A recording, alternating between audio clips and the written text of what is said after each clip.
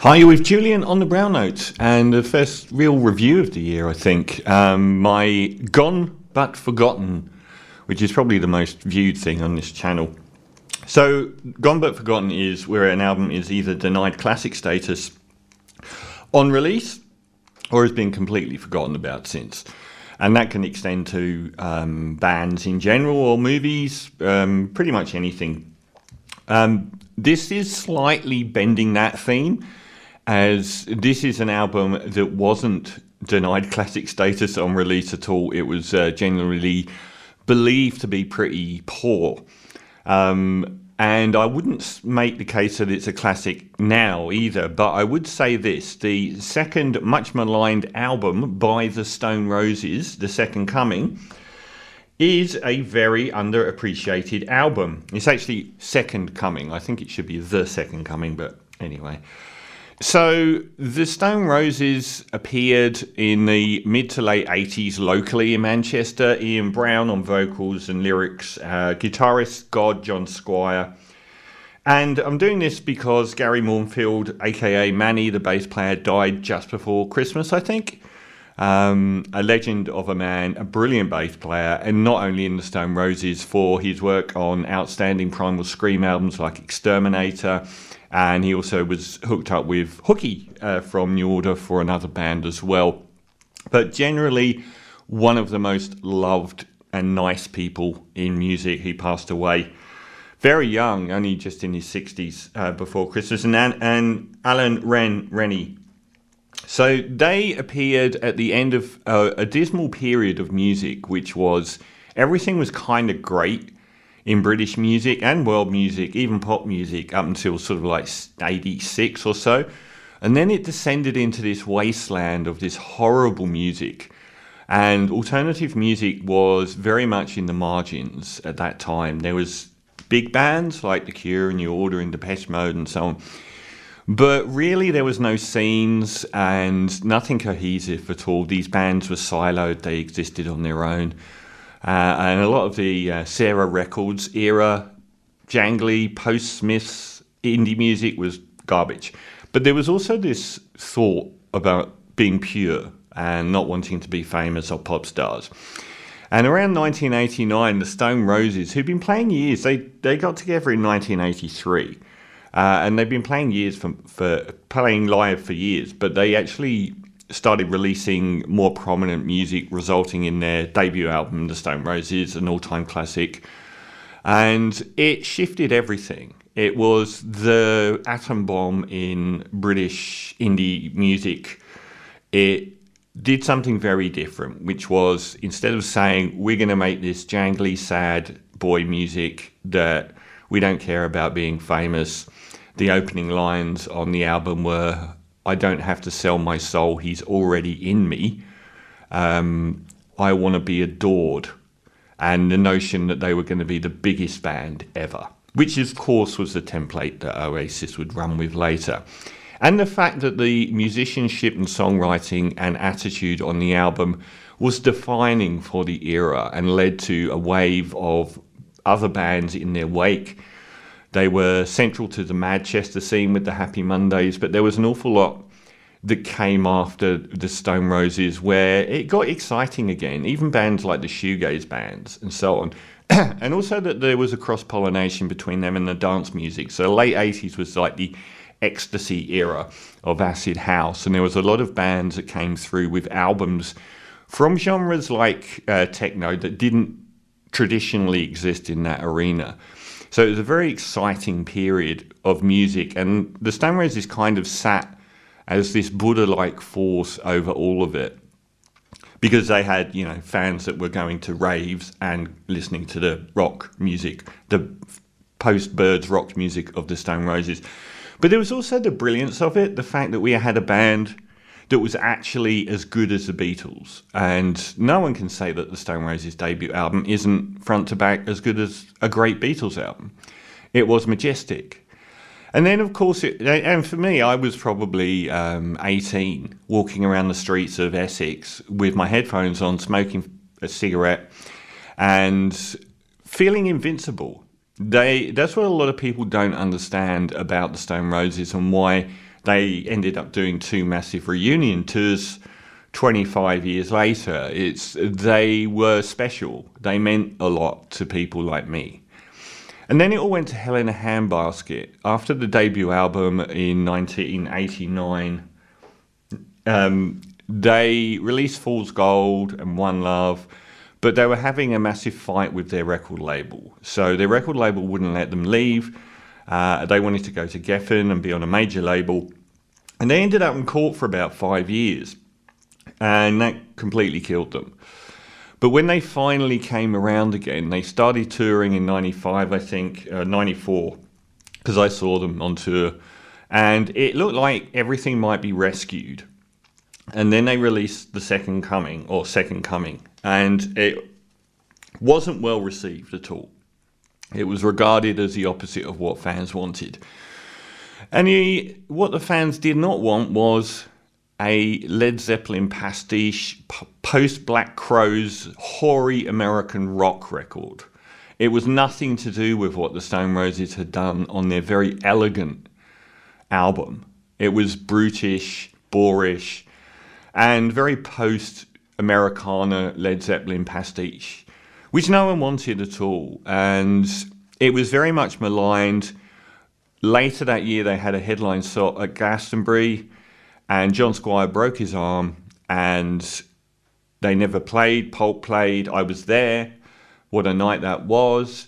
And then I saw the Stone Roses at the Reading Festival when there was only Manny, the bass player, and Ian Brown left, and a bunch of musos on stage. And I didn't realise, because I was up the front singing along with my friend, until I turned around and saw that there were several people crying because it was so bad. And that was the last of the Stone Roses, until in later years they would do absolutely stunning reunion tours. Again, Oasis are following them by doing the same thing. If you saw them at the Sydney Opera House on the second reunion tour, which was even better than the first one, they were brilliant. And it was one of those nights that no one there will ever forget. And it was very much like the crowd you get at the Oasis reunion tours, which was every word of every song was shouted and the people watching the operas complained. Fabulous. So I thought I'd look back at the Second Coming, because I haven't listened to it until yesterday for a very long time. And I've always subtly thought that there was so much that was good about that album that was never appreciated. And I think when they did the first reunion tour, they completely ignored everything after the first album. I was very pleased when they came back for the second reunion tour to see them do Breaking Into Heaven, the outstanding 11-minute opener, which was kind of a nod to actually not everything on Second Coming is bad. So I'm going to do a review of Second Coming track by track. And honest to God, it is a lot better than people give it credit for. So Breaking Into Heaven is as good an opener as you could have possibly hoped for. It's Zeppelin-esque, but more in a Kashmir way than one of the, thundering 5-minute tracks. It's got an amazing soundstage at the start with this incredible John Squire guitar line that sounds like the Muslim call to prayer. There is a clarion. It's really good. And then you've got these chirping noises from the jungle, which I later found out were baby crocodiles. And it feels a little bit like the intro to the German krautrock legend Can's Future Days, which just takes minutes and minutes with a lot of wah-wah soloing, but it's actually quite a subtle introduction. But when it kicks in with the full drums and everything, it's a sublime moment in their catalogue. I kind of feel like Breaking Into Heaven is kind of like to I Am the Resurrection, the epic from their first album, like The Doors When the Music's Over is to This Is the End from their debut album. It's very loose and very funky, as they are when this album isn't being a bit too punishingly dad rock blues. And I think like Ian Brown is a very underappreciated lyricist. The lyrics on the first Stone Roses album are fantastic. And a lot of his solo stuff has fantastic lyrics. Look at Fear. And he's a much better lyricist than Noel or Liam. by miles, but this does fall into Oasis trite lyrics a little bit too much. It's too broad and it's too Americana. So the opening track has next to each other a lyric that says, "Sweet child of mine, and nobody leaves this place alive," from the Doors. And it's got those lyrics mostly throughout, which are probably one of the downer parts, as well as half the tracks have weaker vocals from Ian Brown. Ian Brown was famously bad on vocals, but not on the records. And I don't know if the protracted recording process of this, which is apparently John Squire doing a lot of coke and locking himself in hotel rooms and making up these infinitesimally complicated guitar whittling, because sometimes Ian Brown's great on this and sounds like he's really up for it, and other tracks he sounds like he's going through the motions. It's got a great middle 8-bit, but it is a John Squire album. And I saw him play Breaking Into Heaven at Wembley Arena, and that was another big night. That was on that first comeback tour around 94, 95. And their support act was the Manic Street Preachers, playing their first gig since Richie vanished, and also debuting the A Design for Life material. It was a great night, but watching John Squire noodle through these impossibly difficult guitar passages was just amazing. He was phenomenal. The second track, Driving South, is kind of like the heartland of the album, for better or worse. It's very thundering, very muscular, very post-Led Zeppelin. And they were always such an elegant band. The instrumentation on tracks like Waterfall is so elegant, and this is just driving. Luckily enough, though, if you're going to be a Led Zeppelin pastiche band, have Squire as your guitarist, have Manny as your bass player, and Rennie as your drummer, because together they are phenomenal musicians. And it has powerhouse drumming and bass to back up a lot of this Squire noodling. Another thing is there's a big theme on this album. It's very much Deep South blues, but also from a satanic angle. So Satan rears his ugly head often on this album. A very sacrilegious album, Breaking Into Heaven, but even Driving South. A lot of the songs seem to almost reference Robert Johnson, the Crossroads sort of meeting the devil thing. It is a bit bloated, and the album is a bit bloated overall, and they do lean a little bit too close to being as trite as Oasis can be. But it's actually quite funny. It's a quite funny lyric, and it's still a blast. And another John Squire wankfest, of course. Now, here's the interesting bit. 10-Story Love Song. If you look at that last year of the Stone Roses, it seems preordained. But it didn't need to be. So they wanted to give the fans something for Christmas. So they released the album just before Christmas, the biggest selling time of the year, where the album got lost a bit. And their debut single was Love Spreads. But what they should have done is waited to the new year, in the build-up to Glastonbury, and released the very Stone Roses, classic-sounding Stone Roses 10-Story Love Song, a very anthemic Stone Roses tune, and then the album, and then play Glastonbury. And I think we would have had a very different paradigm as to how the album was received and the longevity of the Stone Roses. But doing it the other way round, and then missing Glastonbury, was kind of the death knell for them. It's kind of the Friday I'm in Love of the Stone Roses. And I've always hated Friday I'm in Love. It's my least favourite Cure song, which is kind of like, we're going to do a pastiche of us doing a really, really good pop song. In the Cure's case, let's do a version of Just Like Heaven, the vastly superior Just Like Heaven. And I don't think 10-Story Love Song's as bad as that. I think it's actually a really good classic sounding anthemic. It sounds great. The guitar lines are great. Everything's so clean it could be on the first album. It's got a great, even the solo, it doesn't sound like, a blues man or a white guy trying to imitate a blues man. It sounds more like that 1991 indie guitar sound. Come back, phone. Now, Daybreak, so there's a raft of songs that are hewing into that post-Zepp sort of thing. I think Daybreak is probably one of the best, and whereas Driving South is really, really heavy and quite leaden, I think that Daybreak is fleet-footed, and it's got this amazing riff. A lot of the riffs on here from Squire are ridiculously complicated, but it's very loose and funky. I think it's a very underrated song. The whole band is really well locked in. There's some nice keys on the track, and probably not that many Stone Roses track have some nice keys on it. And it's got a really good psychedelic interlude as well. It's got that Roadhouse blues from the Doors. I think if you wanted to say the rock on this album was between two poles, it would be Led Zeppelin and sort of Roadhouse blues, the Doors. But a terrific underappreciated to this day, not spoken about by anyone, but it's so slinky, and that's what's missing from the brutishness of a lot of the other tracks.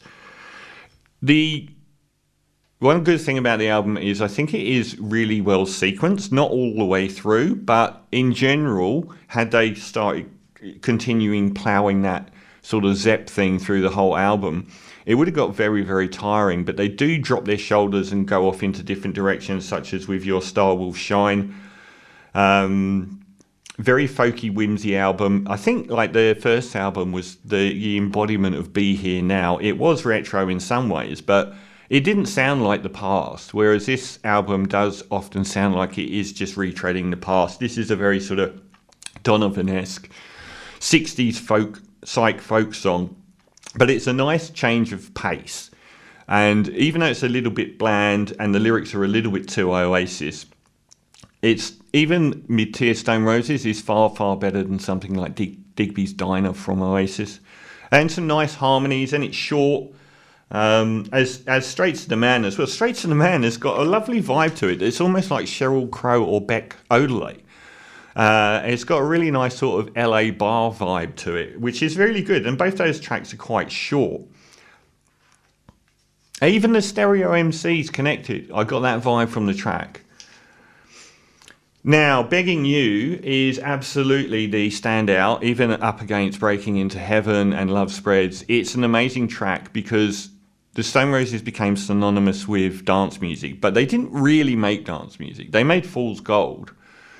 But Begging You is the complete synthesis of Led Zepp rock with dance music, and it doesn't go for the kind of clod-hopping dance beat in the background, which was so popular at the time. It's thundering. The only track that is close to it is Setting Sun by the Chemical Brothers and Noel Gallagher. But this is even louder and more ferocious. It's like a full-gone breakbeat drum and bass song with massive amounts of rock that both heighten each other instead of it being an awkward fit. I would love them to have done a whole album in this vein.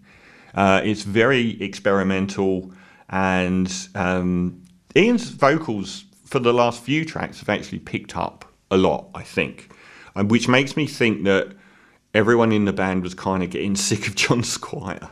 I don't know how long the album took to make, but it sounds like it took a long time, and that the energy levels aren't there on some tracks. And great use of sampling in it. There's such good sampling in there. Everything. It sounds like a new kind of rock and roll. It's absolutely outstanding track. And I don't know if it came out as a single or not. Tightrope is a sort of George Harrison Indian Beatles track, for better or worse. Drunken Fireside harmonies, sea shanty stuff. But even if it's a bit bland at the start, it's got a lovely build. Reminding me of the Lars a bit for some reason. Very sing-along melody. The melodies are actually really quite strong on this. The choruses are pretty memorable. And it doesn't end up as weak as it sounds like it's going to end up, but it's a pretty good track. We're back to the blues bar with Good Times, track 9. The vocals again are much, much better, and even the lyrics, you know, they're referencing Americana's past, but they sound a lot more natural and less clunky.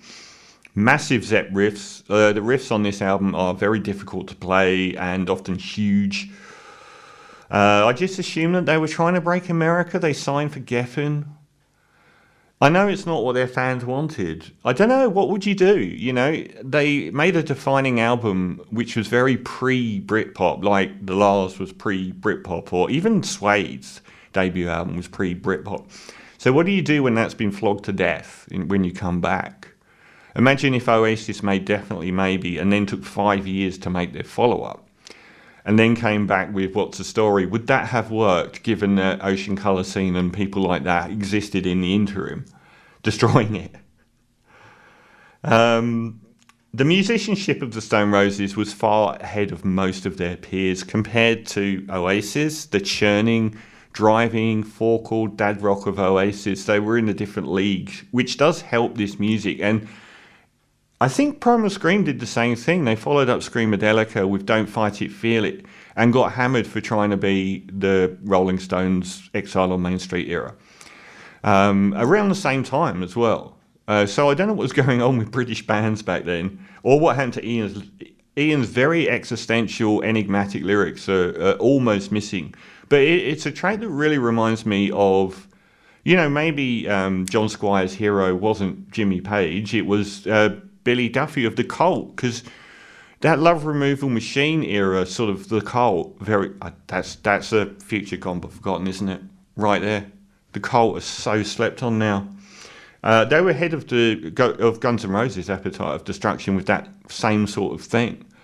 But that's what the track reminded me of. And again, Tears is probably the most ambitious track on here. It reminded me of Love's Forever Changes.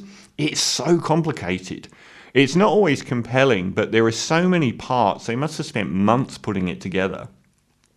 The vocals are a bit out of tune.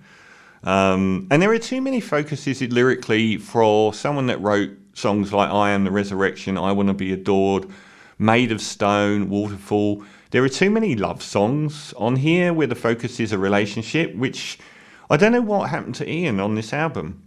But it evolves into prog rock, and it is quite stunning, but maybe a little bit underwhelming.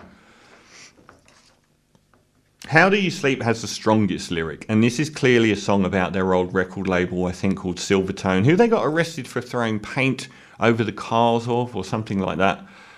Opens with, I've seen your severed head at a banquet for the dead. And it's definitely the strongest. It's a very vindictive, mean, dark lyric. Not the best song on there, but it does almost have that first album vibe. So there's middling to good songs, probably 2 or 3 at this stage, and a lot of really good songs. We get to Love Spreads at 12, and that's a great opener. A great ender for the album proper, because it really does bring the energy levels up. This was the lead track single from that album, and I don't think anyone liked it on release, but it really does. It's a lot better than when they came back with One Love. It sounds terrific now. It's got a great build up towards the cacophony at the end. Huge riffs. The Messiah is my sister, ain't no king man, she's my queen. The lyrics are back to being excellent. And the band sounds huge. And that could have been the end of the album. But we get The Falls, the most controversial song on the album, which is basically 6.5 minutes of them plonking out of tune pianos and bashing tin cans, which sounds a bit like a Can song when Can do their collage music, and the back end of Tego Mago, where there's these noise moments, and it has its moments, but I really feel like this experimental track would have served itself much better had it been reduced in length by half, and had it appeared somewhere in the album, because to have 6.5 minutes of it as the closer was a mistake. But it does show the band to at least not be completely hoary Led Zeppelin rip-off merchants, as it's a very avant-garde and experimental way to end an album. So I really enjoyed listening to the album. Flaws and all, I think there's just too much good music on it. Even if the style of the music that they went for wasn't what we wanted from them, it showcases just how good their drummer, bass player and guitarist were. Even if the lyrics aren't quite there are spots where Ian Brown really does lift up. And there are just too many good tracks, and it's quite well sequenced. It moves through gaps in these heavy, hoary Led Zepp songs with folky whimsy or groovy music that doesn't all sound like this monolithic tribute to Jimmy Page. So I'm very happy to say that Second Coming is an 8.5 out of 10. It is nowhere near as bad as the maligned reputation of it. So that's the first Gone But Forgotten of the year. Actually, the second. Why did my phone just start talking about the Second Coming? I'm so sick of these phones just opening and chatting about what you're chatting to. It's terrifying. Anyway, 8.5 out of 10 for Stone Roses' Second Coming. Adios.